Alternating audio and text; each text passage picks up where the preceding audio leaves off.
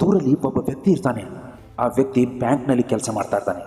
ಸುಮಾರು ವರ್ಷಗಳಿಂದ ಅವನು ಕ್ಯಾಶಿಯರ್ ಆಗಿ ಆ ಬ್ಯಾಂಕ್ನಲ್ಲಿ ಕೆಲಸ ಮಾಡ್ತಿರ್ತಾನೆ. ಅದು ಬೇಸಿಗೆ ಕಾಲ, ಮಧ್ಯಾಹ್ನ 1 ಗಂಟೆ ಸಮಯ. ತುಂಬಾ ಬಿಸಿಲಿದ್ರಿಂದ ಬ್ಯಾಂಕ್ನಲ್ಲಿ ತುಂಬಾನೇ ಕಸ್ಟಮರ್ಸ್ ಇದ್ರು. ಒಬ್ಬ ವ್ಯಕ್ತಿ ಬರ್ತಾನೆ.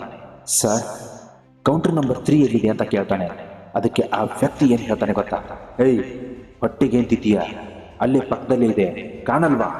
ಅದಕ್ಕೆಲ್ಲ ನನ್ನ ಹತ್ರನೇ ಬರ್ತೀರಲ್ರು. ನಿಮಗೆ ಸ್ವಲ್ಪನಾದ್ರೂ ನಾಚಿಕೆ, ಮಾನ ಮರ್ಯಾದೆ ಏನೂ ಇಲ್ವಾ? ಓದಕ್ ಬರೋದಿಲ್ವಾ? ಇಷ್ಟು ಎಜುಕೇಟೆಡ್ ಕಾಂತೀಯ? ಇಲ್ಲೇ ನನ್ನ ಪಕ್ಕದಲ್ಲೇ ಕೌಂಟರ್ ನಂಬರ್ 3 ಅಂತ ಬರ್ದಿದೆಯಲ್ವೋ ದೊಡ್ಡ ಅಕ್ಷರದಲ್ಲಿ, ಅಷ್ಟು ಕಾಣೋದಲ್ವ ನಿಮಗೆ? ನಿಮಗೆ ಯಾವುದ್ರಲ್ಲಿ ಹೊಡಿಬೇಕು ನನಗೆ ಗೊತ್ತಾಗ್ತಾ ಇಲ್ಲ ಅಂತ ತುಂಬಾನೇ ರೈಸ್ ಆಗ್ತಾನೆ ಆ ಕ್ಯಾಶಿಯರ್ಗೆ ತುಂಬಾನೇ ತಲೆ ಬಿಸಿಯಾಗಿರೋದನ್ನ ನೋಡಿ ಒಬ್ಬ ವ್ಯಕ್ತಿ ತನ್ನ ಬ್ಯಾಗ್ನಲ್ಲಿರುವ ನೀರಿನ ಬಾಟಲ್ನ ತೆಗೆದು ಅವನಿಗೆ ಕೊಡ್ತಾನೆ. ಸರ್, ಈಗೋ ತಗೊಳ್ಳಿ, 1 ಬಾಟಲ್ ನೀರು ಕುಡಿಲಿ. ನಮ್ಮ ಮನೆಯಿಂದ ತಂದಿದ್ದು, ತುಂಬಾನೇ ಚೆನ್ನಾಗಿರುತ್ತೆ. ಅಷ್ಟಕ್ಕೂ ಇಲ್ಲಿ ತುಂಬ ಬಿಸಿಲಿದೆ ಅಲ್ವಾ? ನಿಮ್ಮ ತಲೆ ತುಂಬಾನೇ ಸುಡ್ತಾ ಇದೆ, ತುಂಬಾನೇ ಟೆನ್ಷನ್ ಮಾಡ್ಕೊಂಡಿದ್ದೀರಿ, ಸ್ವಲ್ಪ ನೀರು ಕುಡಿರಿ ಸಾರ್ ಅಂತಾನೆ. ಅದಕ್ಕೆ ಆ ವ್ಯಕ್ತಿ ಮತ್ತಷ್ಟು ಕೋಪಗೊಂಡು, ಹೌದು, ನನ್ನ ತಲೆನೇ ಬಿಸಿಯಾಗಿರೋ ಥರ ನೀನು ಕಾಣ್ತಾ ಇದೆ, ಇಲ್ಲಿ ನಾನು ಮಾತ್ರ ಟೆನ್ಷನ್ ಆಗಿರೋ ಥರ ಇದ್ದೀನಲ್ವಾ? ಅಷ್ಟಕ್ಕೂ ನಿನಗೇನಾಗಬೇಕು? ನಿನ್ನ ನೀರು ತೊಗೊಂಡು ನಾನೇನು ಮಾಡಲಿ, ನಡಿ ಆ ಕಡೆ ಅಂತ. ಅದಕ್ಕೆ ಆ ವ್ಯಕ್ತಿ ಕ್ಯಾಶಿಯರ್ಗೆ ಹೇಗೆ ಉತ್ತರಿಸ್ತಾನೆ ಗೊತ್ತಾ? ಸರ್, ದಯವಿಟ್ಟು ಬೇಜಾರು ಮಾಡ್ಕೋಬೇಡಿ. ನಿಮ್ಮ ಬ್ಯಾಂಕ್ನಲ್ಲಿರೋ ಎಲ್ಲ ಸ್ಟಾಪ್ಗಳ ಪೈಕಿ ನೀವೇ ತುಂಬ ಟೆನ್ಷನ್ ಆಗಿರ್ತೀರ. ನಾನು ತುಂಬಾ ಸಲ ಗಮನಿಸಿದ್ದೀನಿ. ಅಷ್ಟೇ ಅಲ್ಲ, ಎಲ್ಲರ ಮುಖ ನೋಡಿ ನಿಮ್ಮನ್ನು ನೋಡಿ ನಗ್ತಾ ಇರೋ ಥರ ಇದೆ.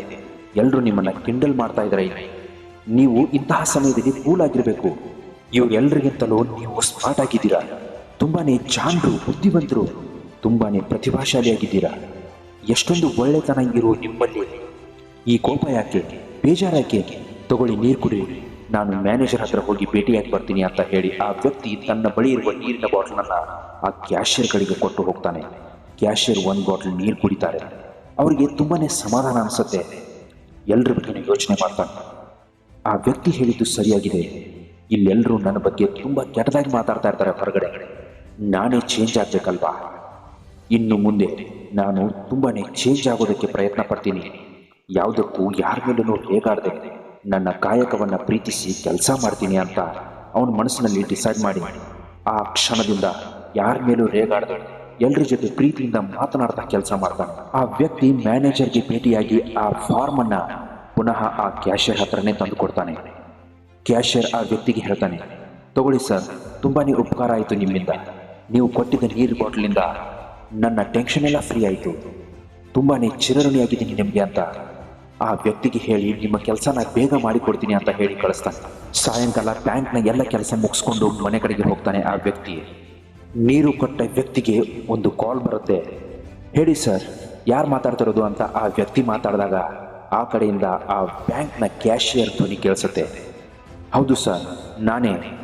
ನೀವು ನಮಗೆ ಇವತ್ತು ಬೆಳಗ್ಗೆ ಕುಡಿಯೋದಕ್ಕೆ ಬ್ಯಾಂಕ್ನಲ್ಲಿ ನೀರು ಕೊಟ್ಟಿದ್ರಲ್ವಾ, ಆ ಕ್ಯಾಶಿಯರೇ ಮಾತಾಡ್ತಿರೋದು. ಸರ್, ಆ್ಯಕ್ಚುಲಿ ಹೇಳಬೇಕು ಅಂದರೆ ಪ್ರತಿದಿನ ಇವ್ರ ಜಗಳ ಕೇಳಿ ಕೇಳಿ ನನಗೆ ಸಾಕಾಗಿ ಹೋಗಿತ್ತು. ಆದರೆ ಇವತ್ತೇನು ಮಾಡಿದೆ ಗೊತ್ತಾ? ಮನೆ ಒಳಗಡೆಗೆ ಹೋಗಿ ಫ್ರಿಜ್ ಒಳಗಡೆಯಿಂದ 1 ಬಾಟಲ್ ನೀರು ತೊಗೊಂಡು ಇಬ್ಬರಿಗೂ ಕುಡಿಯೋದಕ್ಕೆ ಕೊಟ್ಟೆ. ಸ್ವಲ್ಪ ನೀರು ಕುಡಿರಿ, ತುಂಬಾ ಆಯಾಸ ಆಗಿದೆ ನಿಮಗೆ. ಜಗಳ ಆಡಿ ಆಡಿ ಸುಸ್ತಾಗಿರುತ್ತೆ ಅಲ್ವಾ? ಒಂದು 10 ನಿಮಿಷ ಬಿಟ್ಟು ಮತ್ತೆ ಜಗಳ ಆಡೋರಂತೆ ಸ್ವಲ್ಪ ನೀರು ಕುಡಿರಿ ಅಂತ ಹೇಳಿದೆ. ಇಷ್ಟೇ. ಇಬ್ಬರು ನೀರು ಕುಡಿದು ಅವರು ಕೆಲಸದ ಕಡೆಗೆ ಗಮನ ಹರಿಸಿದ್ರು. ಏನು ಸರ್ ನಿಮ್ಮ ಮ್ಯಾಜಿಕ್ ಅಂದರೆ?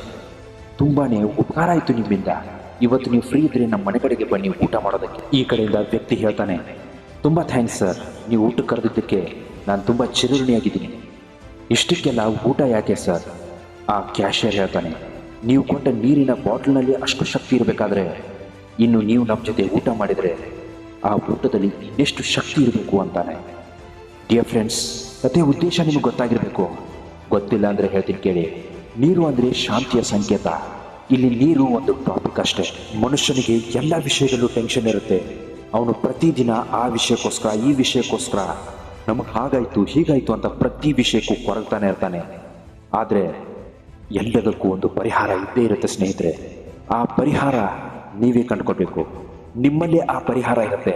ಸ್ವಲ್ಪ ಸಮಾಧಾನ ತಗೊಂಡ್ರೆ, ಜೀವನದಲ್ಲಿ ತಾಳ್ಮೆಯಿಂದ ಮುಂದುವರೆದ್ರೆ ನಿಮ್ಮ ಎಲ್ಲ ಸಮಸ್ಯೆಗಳಿಗೂ ಪರಿಹಾರ ಸಿಕ್ಕೇ ಸಿಗತ್ತೆ.